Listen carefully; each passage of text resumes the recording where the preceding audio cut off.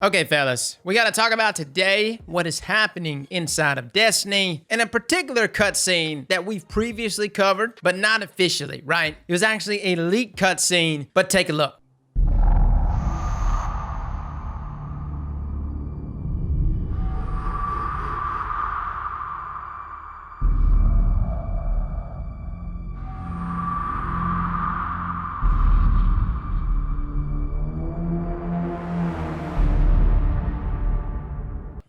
Okay, so the last bit right there that you saw is, of course, the pyramid ship. Now, I want to point out the size of this ship, okay? Because we didn't really talk about it before, but this is Jupiter, which is quite ginormous. As you see, this is how many Earths take up the diameter of Jupiter. Quite a bit. The point I'm trying to make out is, considering the size of just the shadow, and before you get all scientific with me and tell me, oh, it's all about the angle or where the shadow is being cast, the fact that this size of a shadow is being projected onto Jupiter makes me believe that whatever this pyramid ship is has got to be a lot bigger than what we've seen from the pyramid ship on the moon. Like, based off of what I see here, and we just see just the tip, I'm thinking the pyramid ship could be almost the size of Earth. Now, upon seeing that cutscene, we loaded up into the tower though and started looking for the sun, because that's where the Almighty is coming from. We saw it last week, but it's been a week since then. Turns out the Almighty is getting very, very close, dangerously close. See it from this direction. This was the most visible that I saw last week. Hold on. People said to go to... They said to turn it down. Turn your field of view all the way down. Ah! It's right there!